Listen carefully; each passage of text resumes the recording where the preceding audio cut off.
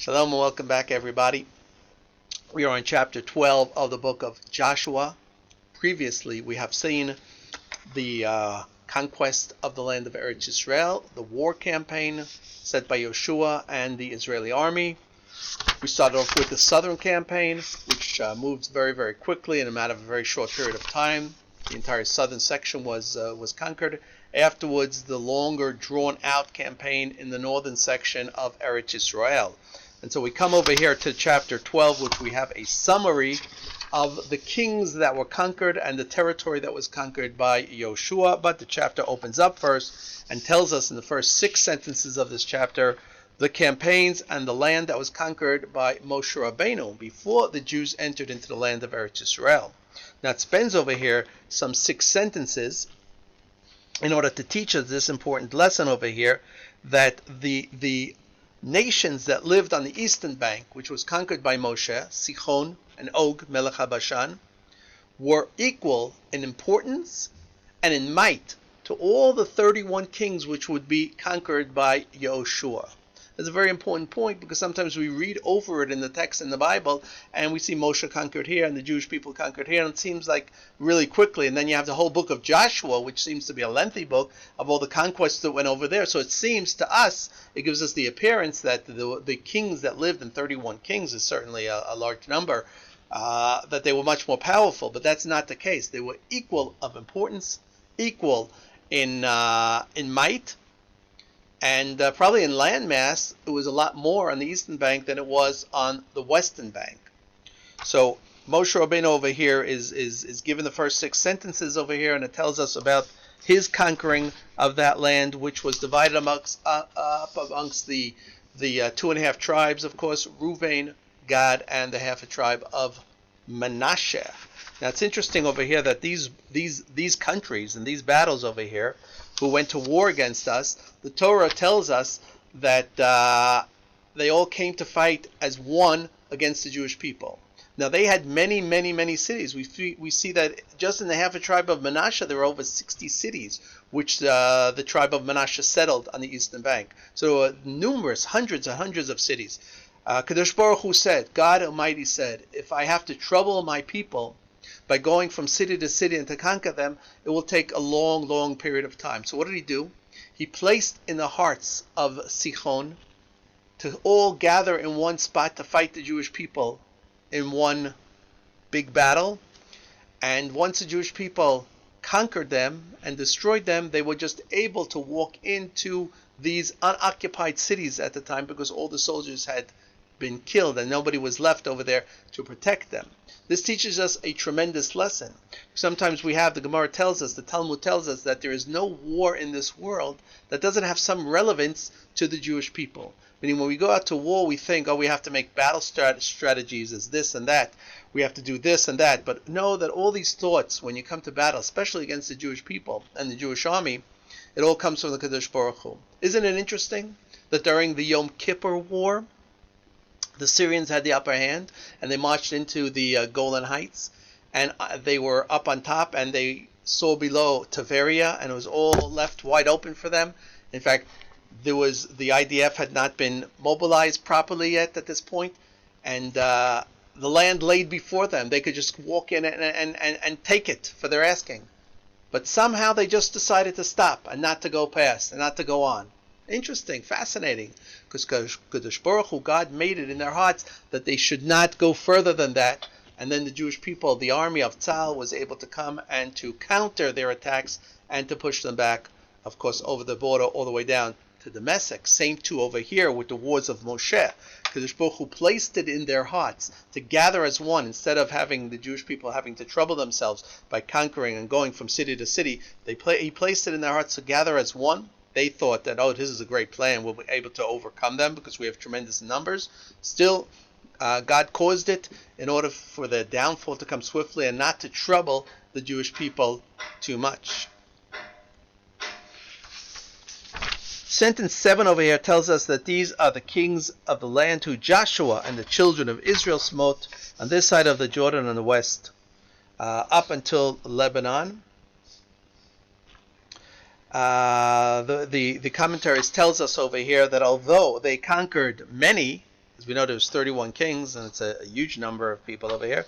There was still much of the land remaining to be conquered, which is obviously not a good thing. This was not according to the original blueprint, which should have happened when the Jewish people entered in.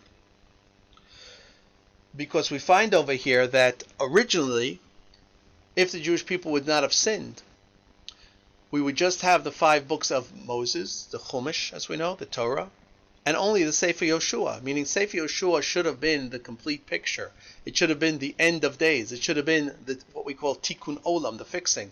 Yoshua should have entered, conquered the land of Eretz Yisrael, destroyed all the nations that were here as required upon them, and rebuild the Beis HaMikdash, have a king, and finish the story over there. But they did not. As we see over here in the text, they did not clean house. They did not conquer the entire land of Eretz Yisrael, and this was dragging on for many, many, many hundreds of years, that they allowed the Canaanite nations to dwell amongst us, unfortunately, obviously.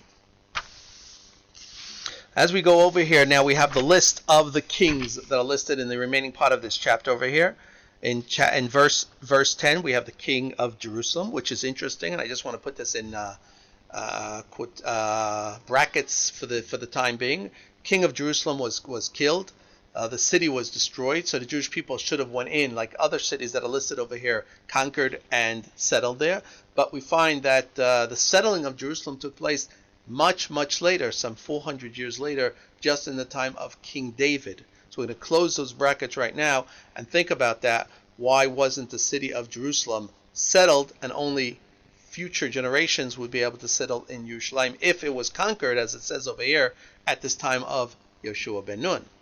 That's a question for advanced students, and those who have the answer could please email me, but we will get to that later on when we learn the book of Shemuel. That's something to look forward to. It's a fun thing. Yes, it is fun. The king, verse 17, tells us about the king of Tapuach, which is centered in the middle of Shomron. We're all familiar with that, as with the rest of the cities that were conquered, either throughout Eretz Yisrael, in the Shomron, in the heartland, and along the border over there.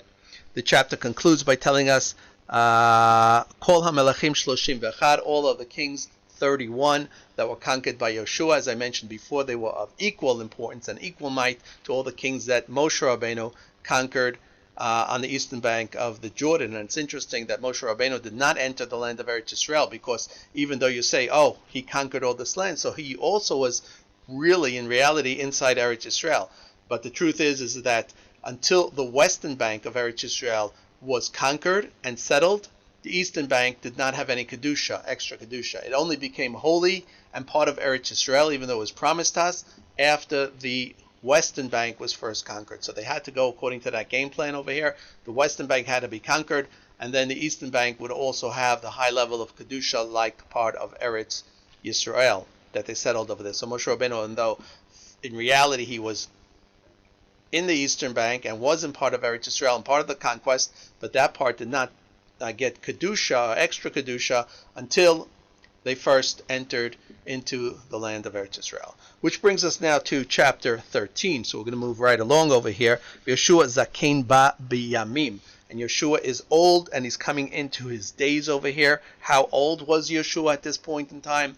Yeshua passes away at the age of 110, and we pointed out in the previous class that Yeshua should have lived to the age of 120, but 10 years were taken away from his life because he tried to expand the conquest of the land of Eretz Yisrael. Instead of doing it in a fashion that would be much quicker, he tried to extend it because he knew that his life would be dependent upon that. And he tried to expand his life. So midah keneged midah, measure for measure, 10 years was taken away from Yeshua's life over there.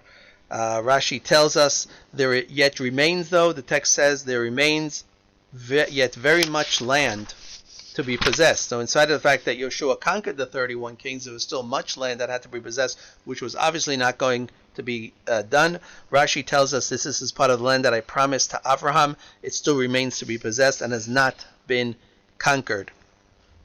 The text tells us, the commentaries say, that only the southern and eastern boundaries were defined and the backbone of the Canaanite nation had been broken. Beyond that, there remained much to be possessed, and it would not be possible at this point in time in Yeshua's lifetime, because he was already old and not getting the job done. Verse 3 tells us, Min ha-shichor asher al panei Mitzrayim. So now we have the boundaries that list the places that have not been conquered, and the Sichor is listed over here. Rashi tells us this is the Nile. So this would be the southern western border of the land of Eretz Yisrael, all the way down to the Nile, which is in Egypt. We learned that Yeshua's lifetime he did not conquer the entire southern border except for the desert of Tzin, which is listed over there. So we see that the boundaries of Eretz Yisrael, which would include all the way down to the Nile, including all the Sinai and everything else that goes along with that. So we have much to look forward to in our day to returning to the original biblical borders of the land of Eretz Yisrael. Great things are yet to come, so stay with us. You don't want to miss that. Oh no.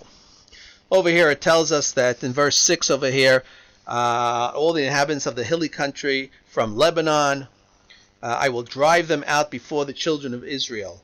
I will drive them out. Rashi tells us this will be after the death of Yoshua. And of course, when God says he will drive them out, that means that he is using the Israeli people, the Jewish people, to do that. He's not going to do it by himself, but he needs a means to do it in a natural way. And that is the Jewish army, obviously, that has to take part of that, to be the vessel for God in order to drive out the inhabitants over here. Now, what differentiates over here up until this period of time, after Yeshua's death and up until this point of time, that up until now, we've had the entire Jewish army together fighting to conquest the land of Eretz Yisrael. After this period of time, after reviewing over here and going through the sections that still have to remain and the division of the tribes which are coming up, each tribe will then be responsible to his own portion of land, and he himself will have to go out and to conquer and to fight against those pockets of the Canaanite nations that still remain.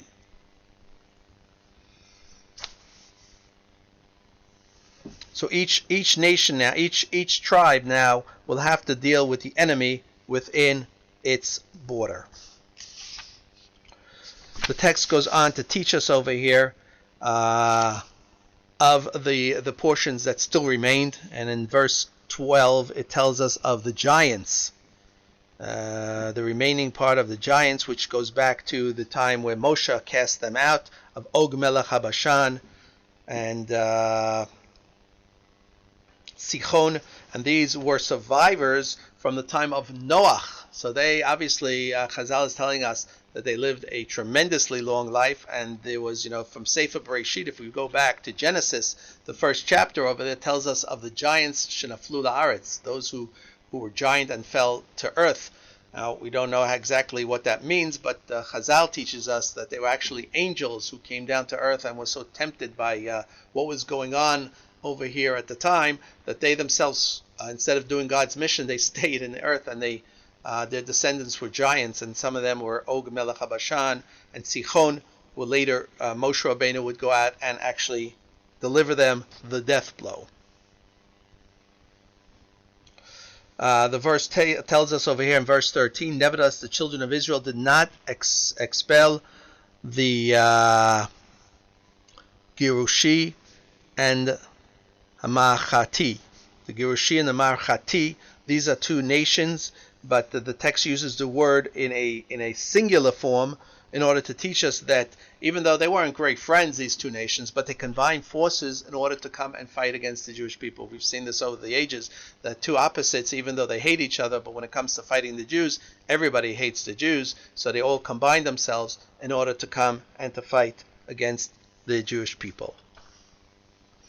They were, so these two people over here, they dwelt amongst the Israelis until this day. Verse 13 tells us this, that in spite of the fact that the Jews have an obligation to wipe out the 7 nations that lived in the land of Eretz Yisrael, for some reason, either it was a hard thing to do physically, or it didn't go against, it went against their heart. How could we destroy all these people? How could we kill them, in spite of the fact that God said this is the right thing to do? so they didn't do it. Or they wanted to use cheap labor, which is something that goes on and on over history, which we've seen in our days itself.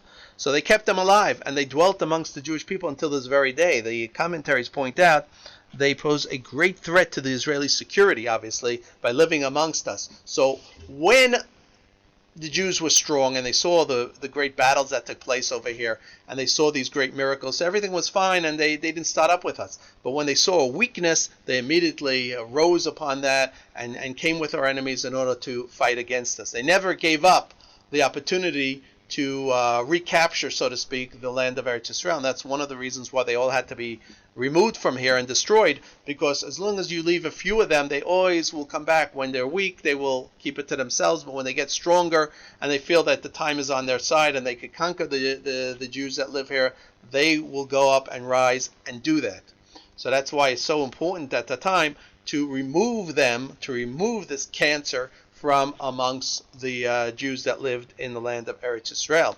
The Orach Chaim and other commentaries bring out the fact that even in places where you dwell securely, you will not be able to settle there, because the inhabitants of the land will come up and attack you. So you may think, oh, they have their pockets, but they'll leave us alone, so we'll be okay. No, even in those secure locations that you have, the cities that you have that you feel secure at, they will come and jolt you and want to remove you from the land of Eretz Yisrael. So to speak, the tables have been turned on the Jews. They allowed them to live here for cheap labor or for whatever else the reason was. And then in the end, these same pockets would rise and cause tremendous problems to the Jewish people later in history. Nothing is new under the sun, obviously, and we have still these problems to this very day. Goes on to tell us that the tribes of Levites did not have any inheritance. They weren't given any part of the land, but they were given 42 cities situated throughout the land of Eretz Yisrael. The sacrifices of the Lord God of Israel was for them, and that was their inheritance, and everybody was obligated to give their portions of the field and all the crops to the Levites and to the Kohanim. Very important.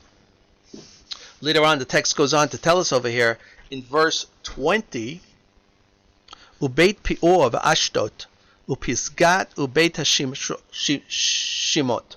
So here the sentence is telling us a very interesting thing. Two places that stand out. Rav Kahana points out that Beit Peor is Baal Peor.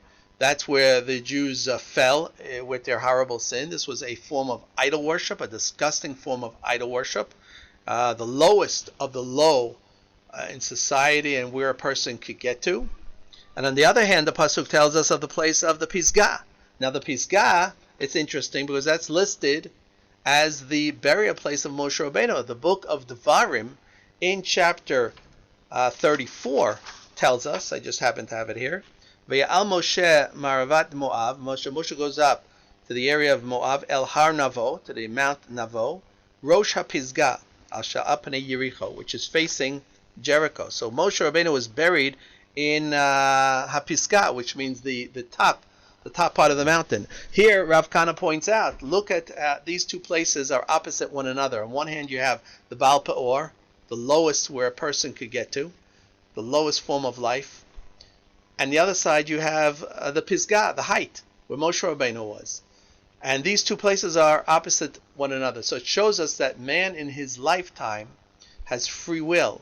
On one hand, he could get to the Pisgah, he could get to the mountaintop, he could conquer his Yetzer Hara, he could conquer his Ga'ava, his pridefulness, and he could get to the height of where he's supposed to go to in this world. On the other hand, he could be the low of the pure. He could get down to the lowest form possible, where he just indulges in self-indulgence and lust and everything else that goes with it. The choice is his. One hand is the Pisgah, the height, and the other hand is the Baal Peor, and they're opposite one another. The choice is his during his lifetime. Where will he go? On which mountain will he climb? The verse over here in verse number 21, moving along on the 13th chapter, it tells us of Tzur, the kings of Sichon, Moshe smote the prince of Midian. One of them is listed as Sor. We, of course, remember Sor as being the most important king of Midian.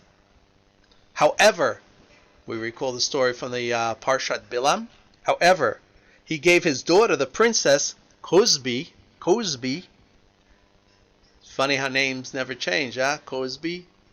But anyway, he gave his daughter Cosbi to be a prostitute in order to mislead the Jews and to cause them to sin.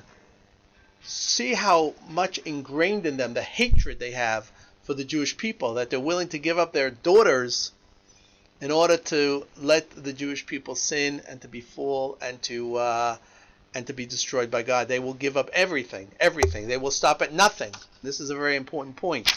No matter how much you talk to them, the bottom line is this: is Sor, the king himself, giving up his daughter Cosbi in order to lead the Jewish people astray. How horrible that is. Listed amongst the people over here is, of course, Bilam ben Beor HaKosem. It's interesting that he's listed as someone who practices witchcraft, not as a prophet. Now, he did have prophecy, obviously, and he was one of the greatest prophets that the non-Jewish world had.